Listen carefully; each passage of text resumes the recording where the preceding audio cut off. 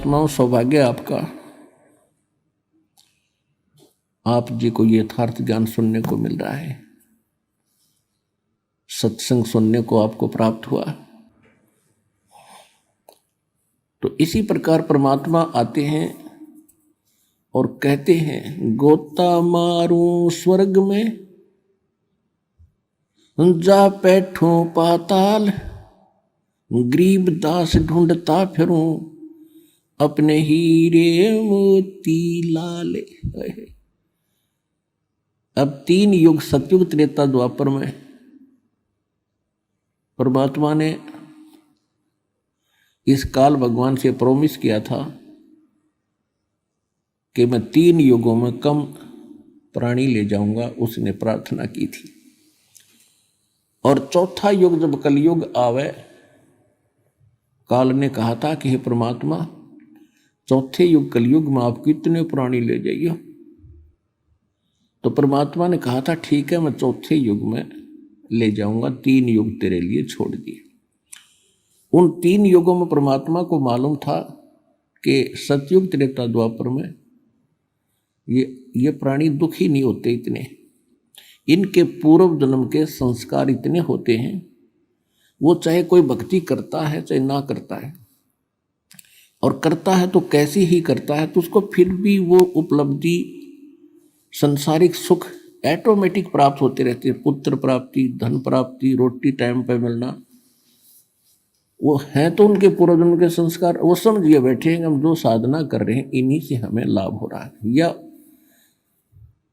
इस द्वापर तक यह भूल पड़ी रहनी थी, क्योंकि हम मानते ही नहीं भगवान को जब तक हमारी साधना आले, इतना चारों तरफ से हमारे रास्ते बंद ना हो ले, तब तक हम भगवान को कम में याद करें।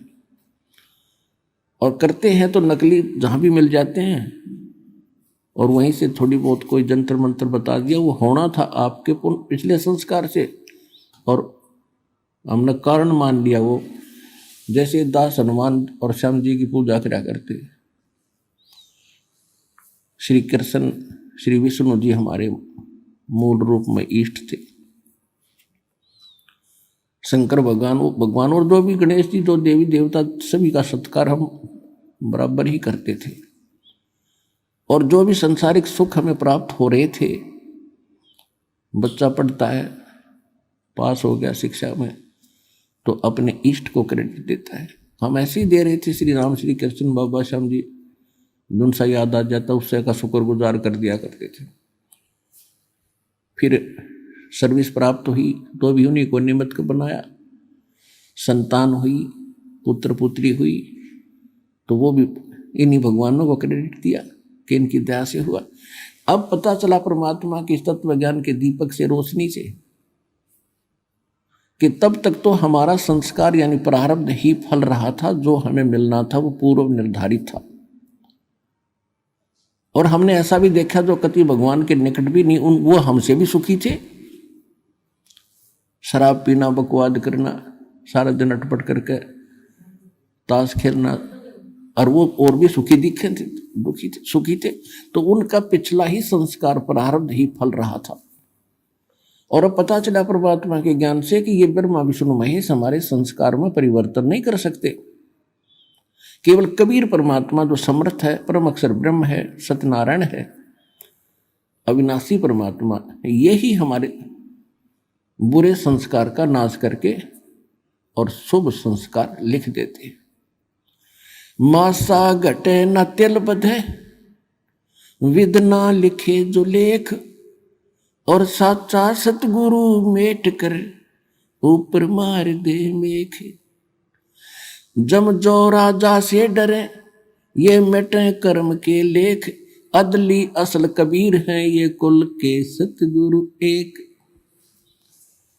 अब गरीबदास साहिब जी ने जो निर्णय करके दिया है कि ये कबीर परमात्मा है, जो सबके सतगुरु यानी सच्चा ज्ञान देने वाले। सच्चा ज्ञान भगवान ही दे सकता है, और या वो उसका कृपा पात्र दास दे सकता है जिस पर उसकी रजा होती है। तो उन्होंने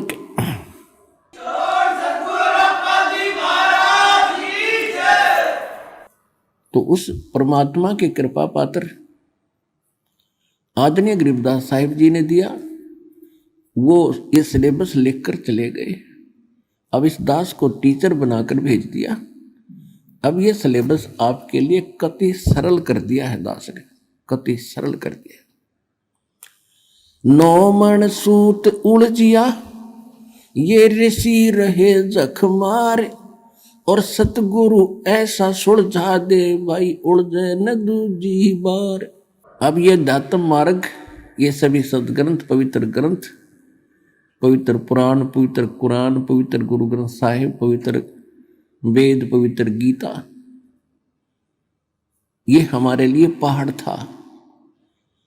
और संत और सतगुरु के सामने तो ये एक महापुरुषों के लेख और सिंपल सा ज्ञान है जिसको हम समझ नहीं सके थे। तो इसलिए टीचर की आवश्यकता होती है कि विद्यार्थियों को ऐसे सिंपल वे से समझावे जो आसानी से समझ जाए।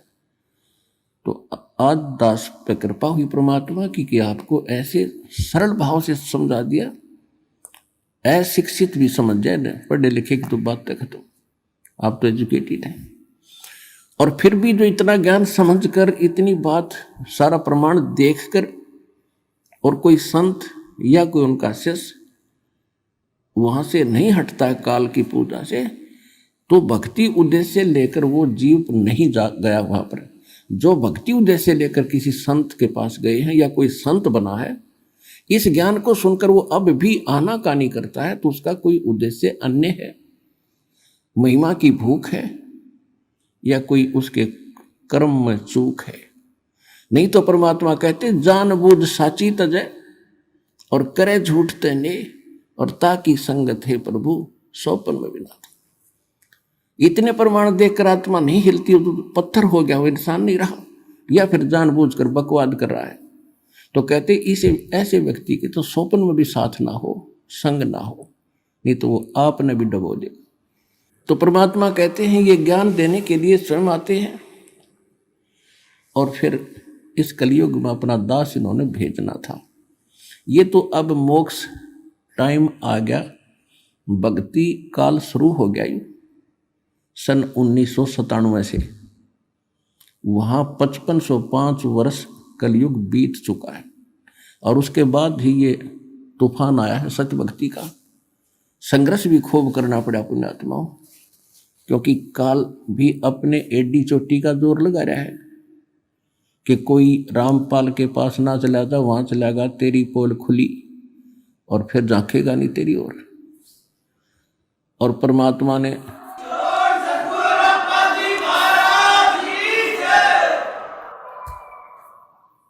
और परमात्मा इसको फिर याद दिला देते हैं रह रह के कि बकवाद बंद कर दे, अब तेरा बोला हुआ वचन है कि कलयुग में कितने जीव ले जाना। लेकिन ये फिर इसने एक और गुंडी अड़ाई थी बीच में, कहा था कि परमात्मा आपका ज्ञान मानना है वो आपका, और मेरे ज्ञान, मेरे काल के दूतों के ज्ञान को स्वीकार करके जो भक्ति कर रहा है वो मेरा बना रहे, बाई फोर्स ना ले जाना। तो परमात्मा को भी मालूम था जब तक इनको ज्ञान नहीं होगा तो मेरे कैसे होंगे, वो भी तथास्तु कर दी थी। अब ठीक है, अब आप देख रहे हो परमात्मा ने ज्ञान का तूफान ला रखा है। भाई बहन, बुजुर्ग, माता बहन, भाई, बच्चे ले लेकर पुस्तक एक परमात्मा के पोस्टमैन की तरह घर घर जा रहे हैं, उनके बच्चों तक संदेश पहुंचा रहे हैं, उनकी गालियां खा रहे हैं।